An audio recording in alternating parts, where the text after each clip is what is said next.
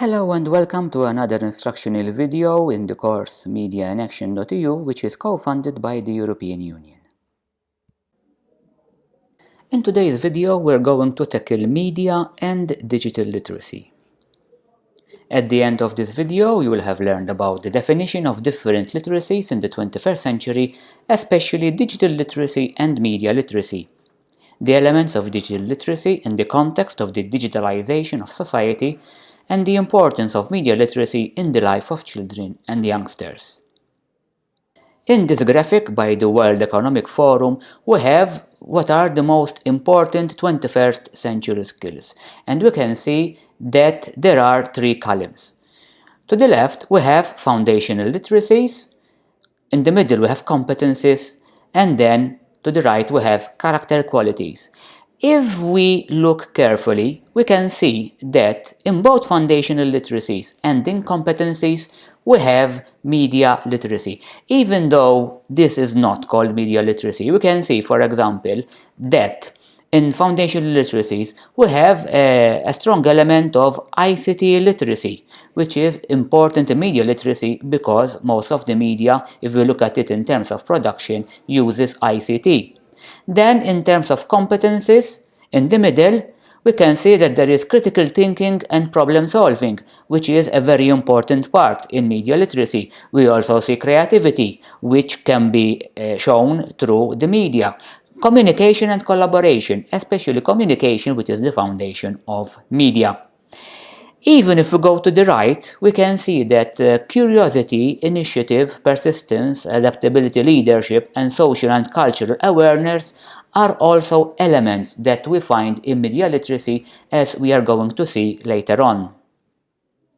So what are the different elements of digital literacies, and how is this connected to media literacy? We can see immediately that media literacy is one of the elements of digital literacies. We can say that critically read and creatively produce academic and professional communications in a range of media constitutes media literacy, and this is important. However, there are counterparts. This media literacy is complemented by information literacy to find, interpret, evaluate, manage and share information, which once again, as we have seen, is a very important element for the producer or the prosumer, when the consumer and the user becomes producer. We can also see that there are communication and collaboration literacies. Participate in digital networks for learning and research, which is also an important part in media literacy. We also see digital scholarship. Participate in emerging academic, professional and research practices that depend on digital systems. This is not for the younger generations, but is important for the older generations, the professionals. There are also learning skills, ICT literacy, and career and identity management. And we can see how media literacy stands both by itself, and it also stands in complementarity with all these different kind of literacies. And the common factor among them is that they all have a digital component. Here we have ICT proficiency. This is more focused on the ICT skills, on how much we can use ICT. And even here we have elements of media literacy. For example, we have digital creation, problem solving and innovation. And digital creation, today we know that in media literacy, the tools to create messages in the media, they are all digital, and the amount of equipment and software and hardware that you need is very simple. Today, with a smartphone, you can be a videographer, you can be a photographer, you can create and record yourself in podcasts. Information, data and media literacies is another concentric circle. There is digital learning and development. We can see that digital learning today makes a lot of use of digital tools. We also have digital communication, collaboration and participation. We can see today that most of the communication that we do is actually based on digital skills.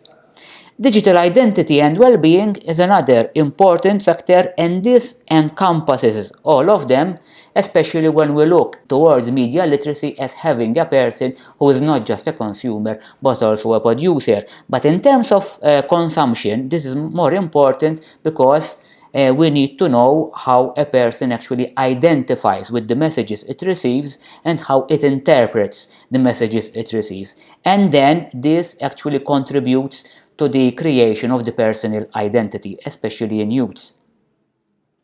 So what are we talking about?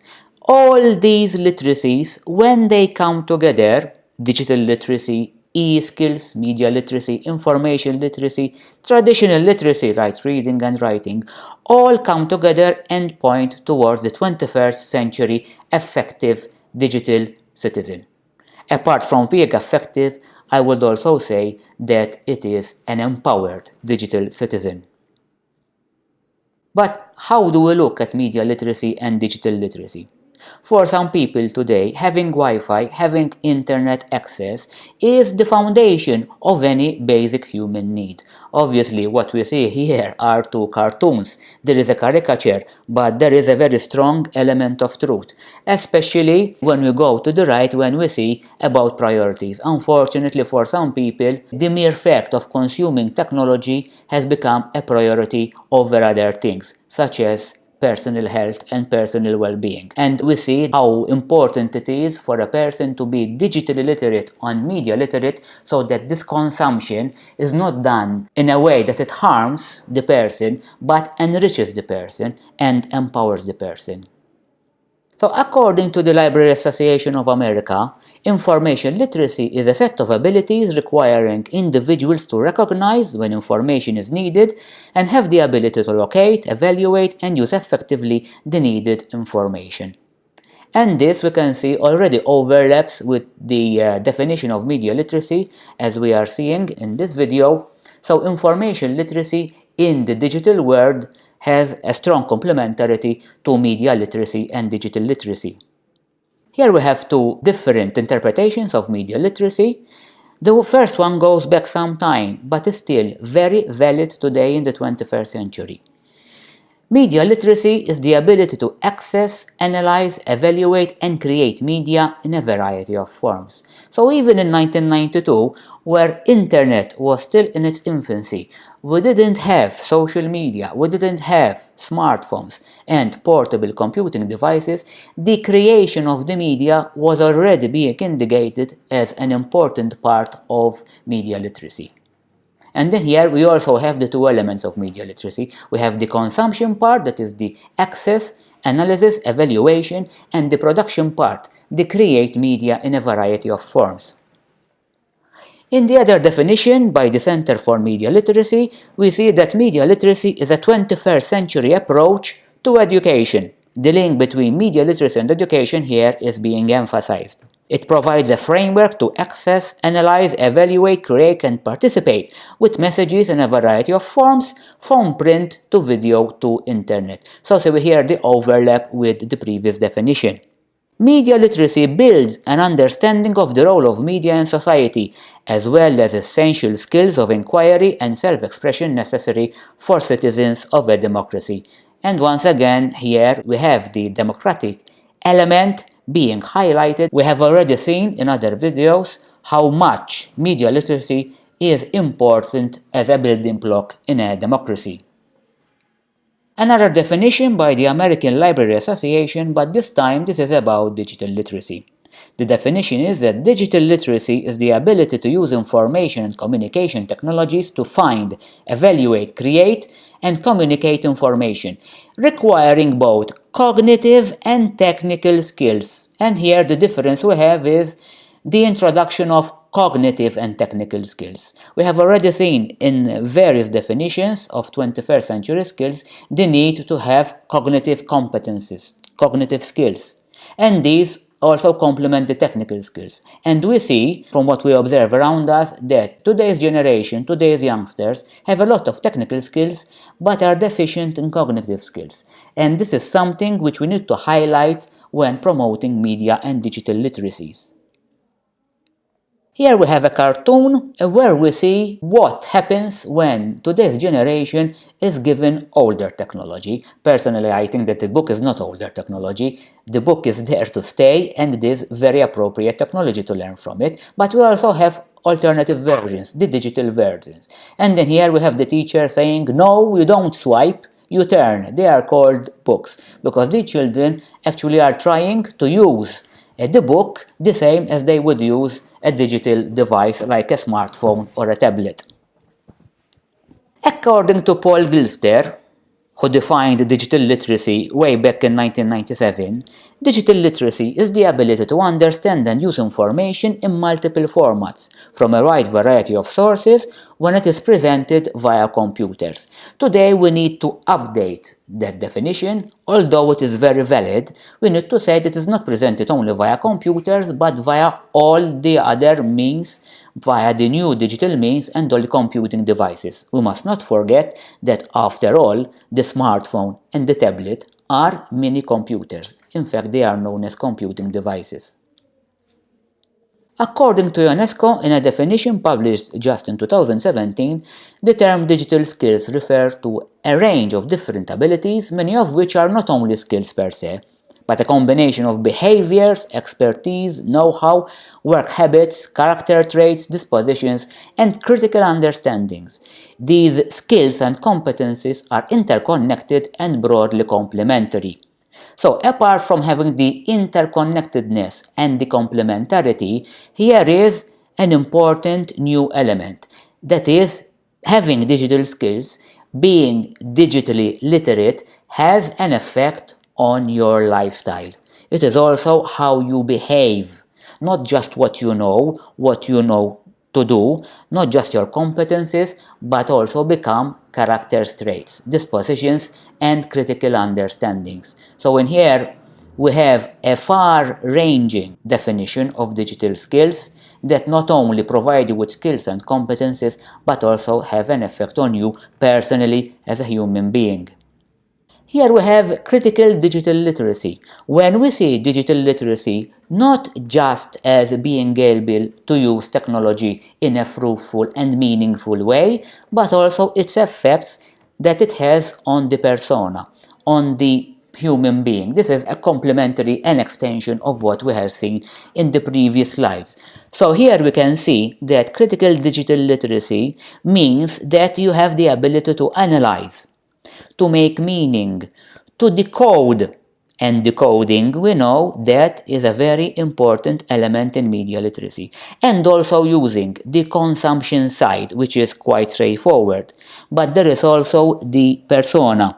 There are also sensitive issues related to critical digital literacy, because when there is sensitive issues, there is also issues of identity, issues with relating to different digital contexts, and the purposeful management and collaboration of one's online persona. We are seeing here that we have a distinction between the person in real life and its extension on the digital platforms, in the digital world. And we have seen already in other videos how our reflection on the social media is leaving an effect on how we look at ourselves. And this obviously has an impact on our children and our youth, especially when they are still defining their personality, where they are still getting to know who they really are.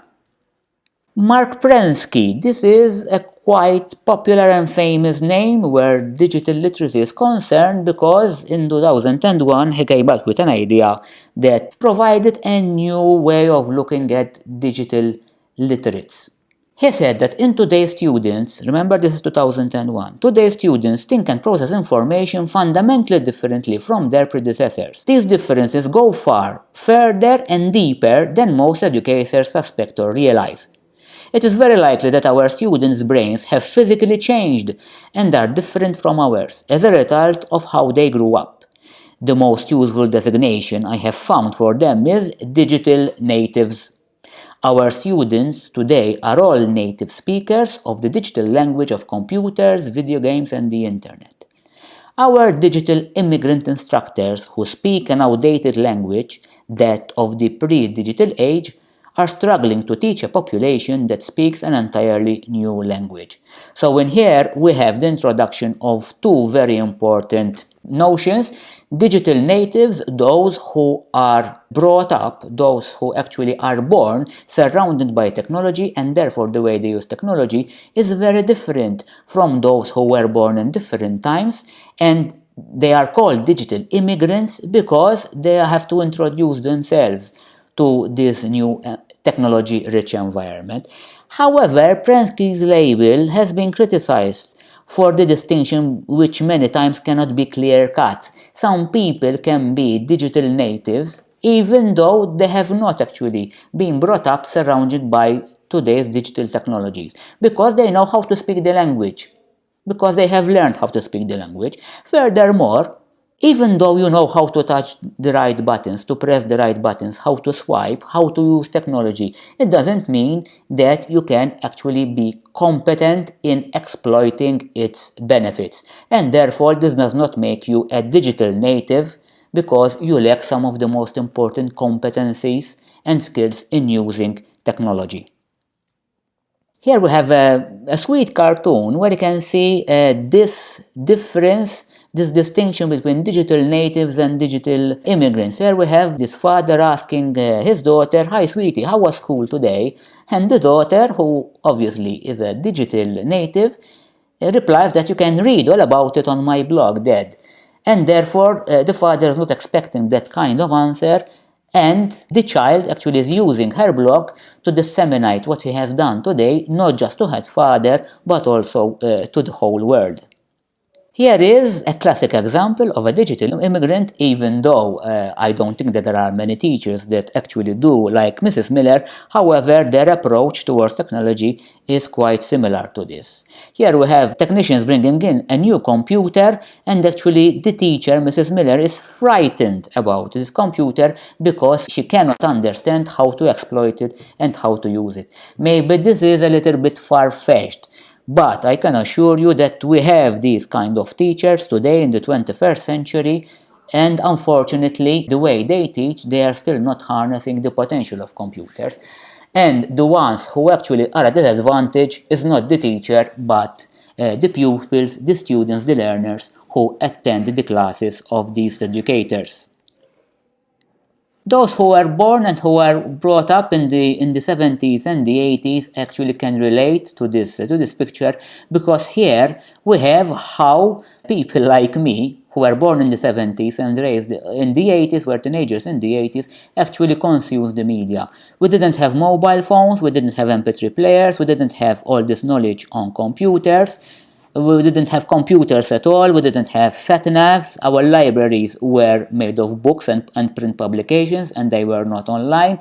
However, most of us, especially those of us who have a professional career, who actually use computers as part of their job, actually have come to realize the importance of technology and have successfully substituted this old technology with new technology. However, the fundamentals, that knowing when to do a call and what to say in a call, knowing that you can enjoy music and take it away with you, knowing how to find information, reliable information, such as in an encyclopedia, knowing how to access fountains of knowledge, this immense fountains of knowledge online instead of going to a library. This we have managed to do with new technology, but the fundamental skills and competencies we have actually learned in the 70s and 80s, we have carried them with us. So I don't consider myself a digital native, I don't consider myself a digital immigrant, but I am just digitally literate. I consider myself as being media literate. Another sweet cartoon here: if your child can operate a smartphone, they can use any one of these. Obviously, this is the dream of parents who would like to impress on their children that actually using technology like the dishwasher, washing machine, and an oven, they are very easy to operate if you know how to operate a smartphone, let alone using a mop and using detergents and brush to clean up.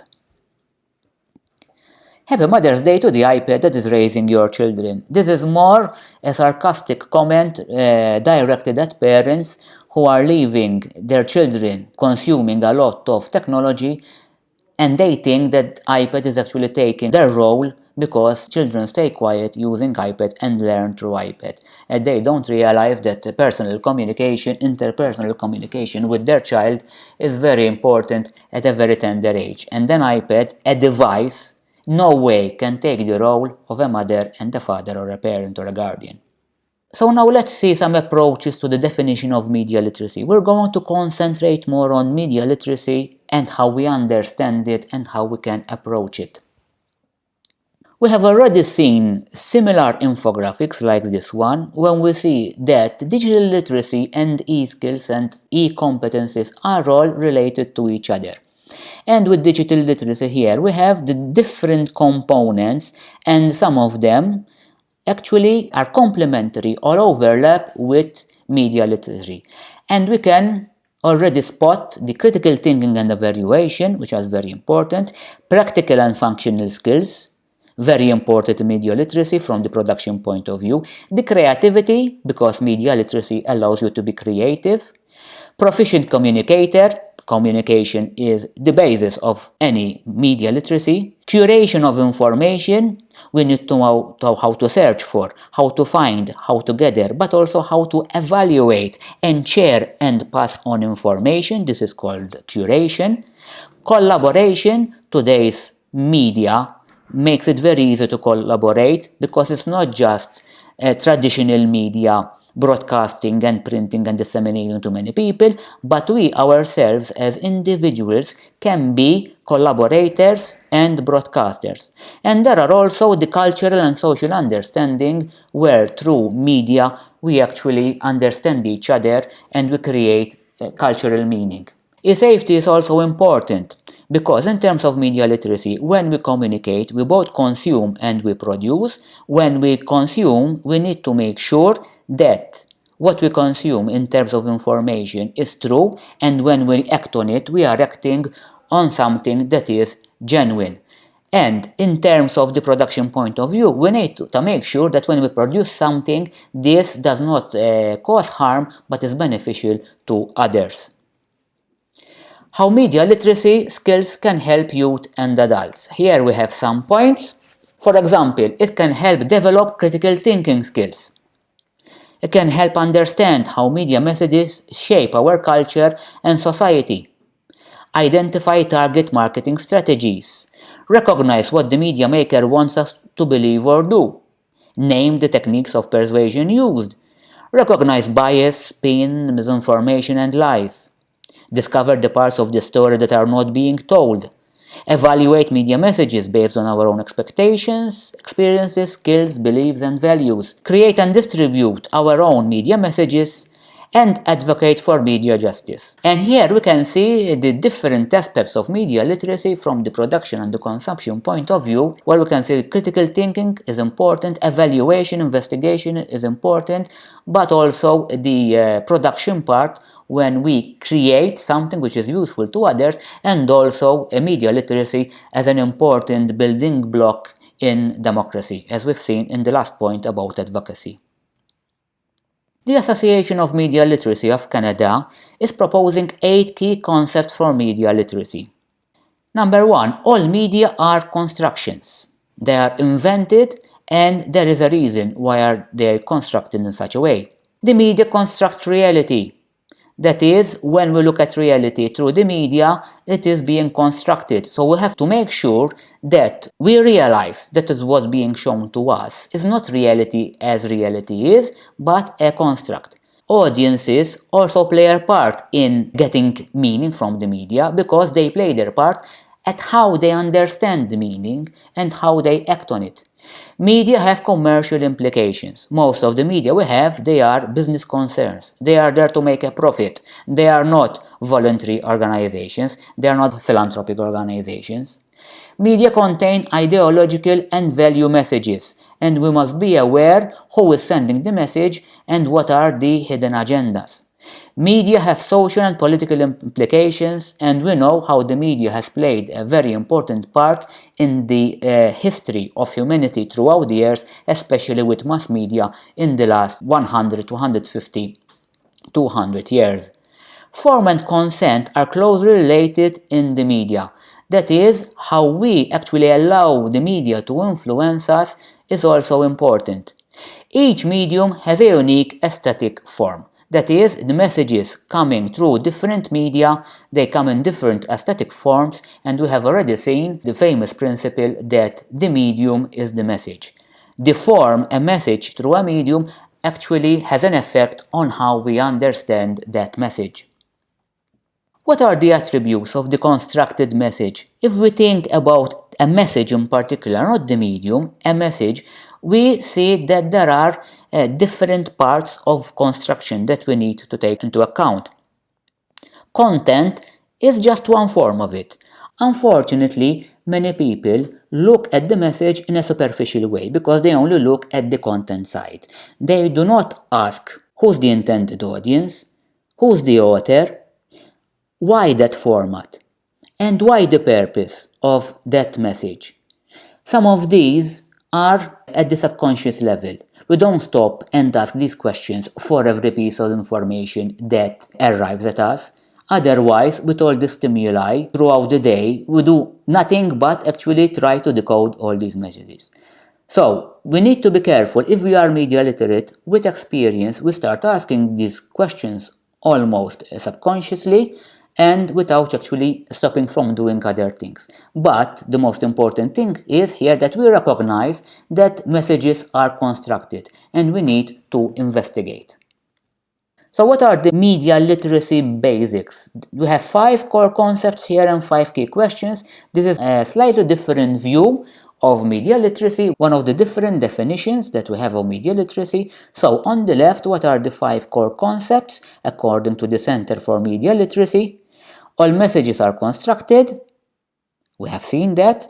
Media messages are constructed using a creative language with its own rules. This is relatively new, so the media actually talk to us in a language which we need to understand and we need to learn. Different people experience the same media message differently. This is part of the negotiation of the meaning. Media have embedded values and points of view. This is related to the ideology behind the media, behind the message we have already seen. And most media messages are organized to gain profit and or power. As we have seen, most of the media and their messages are there to make a profit or to influence us to do something. So what are the 5 key questions that we need to ask for each concept? Who created the media message? What creative techniques are used to attract my attention? How might different people understand this message differently? What values, lifestyles, and points of view are represented in or omitted from this message? And why is this message being sent?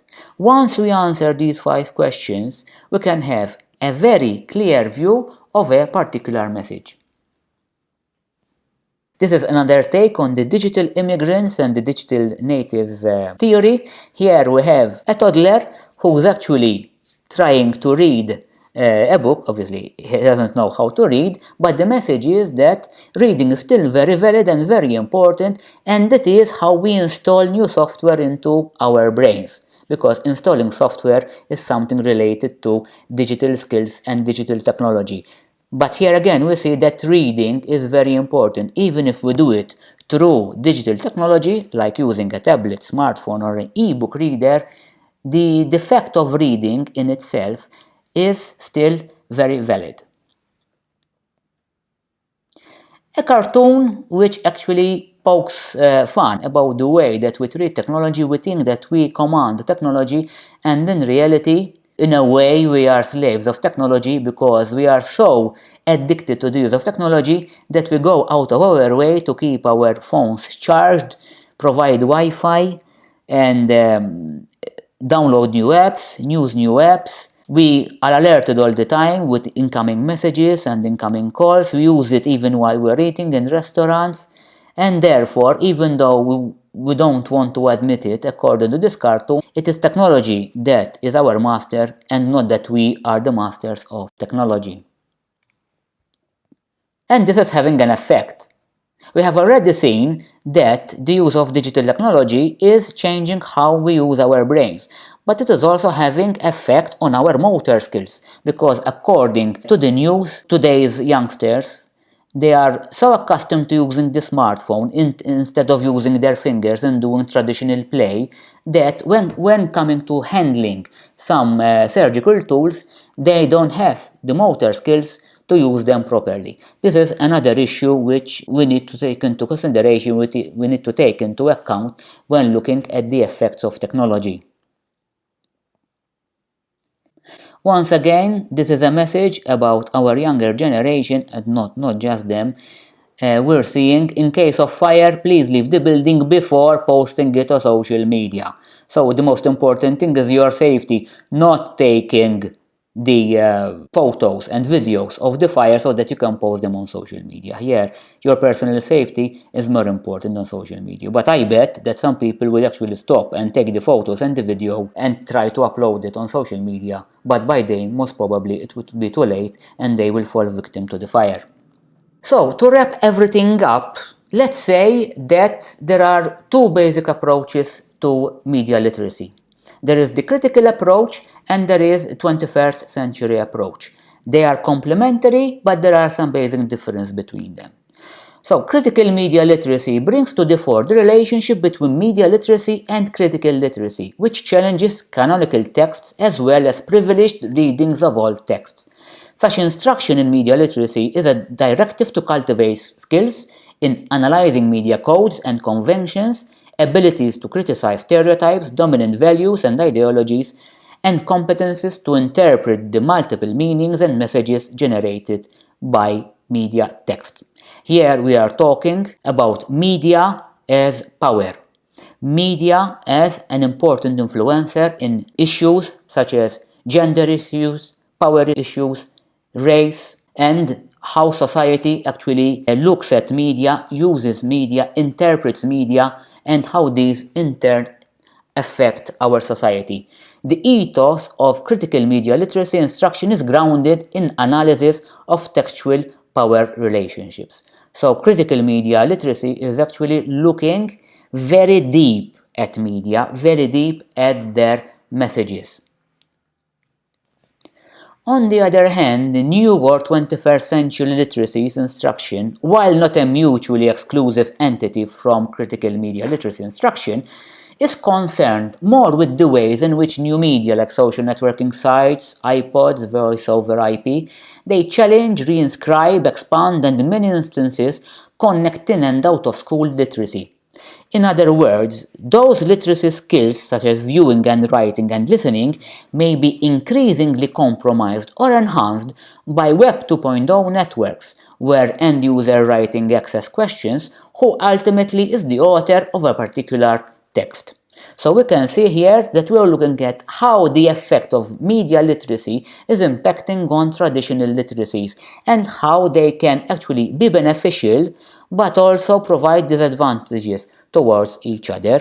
And we have seen a recent example where Finland, they have stopped from making mandatory the learning of calligraphy, learning how to write with a pencil or a pen. For them, this is no longer important because the important thing is not actually holding a pen or a pencil in your hand, but actually how to write, how to think clearly, how to evaluate and then write. And therefore, if you don't write with a pencil or a pen, you write on a computer, you type, you use a keyboard, you swipe or you tap.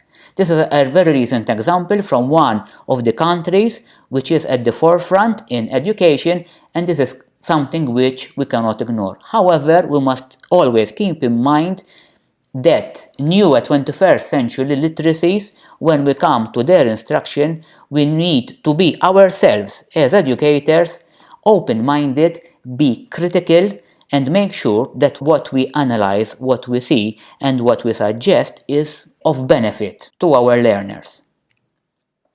Bringing them both together in this figure, we have the relationship between critical media literacy and new literacies, with media literacy pedagogy as the common denominator of the two. Therefore, our media literacy pedagogy needs to have both critical media literacy and 21st century literacies on our radar. And we have to link this to the other lesson, to the other video, when we talked about pedagogy and methodologies. This model aims to show that critical media literacy and new 21st century literacies are distinct, though mutually compatible, forms of instruction and pedagogy for media literacy, learning and teaching. Indeed, in the classroom, many teachers of media literacy, particularly in English language arts contexts, may in fact vacillate between the two, and may not entertain such a theoretical difference. Okay, we are being a bit academic here, but the most important thing here is that we do not remain superficial. Even though we choose one over the other, it's very important that we provide our learners with the necessary skills and competencies. The approach, the point of view, whether it's critical media literacy or new literacies, both of them are important and we can gain a lot if we implement one of them or both of them. However, we stand to gain nothing by ignoring them.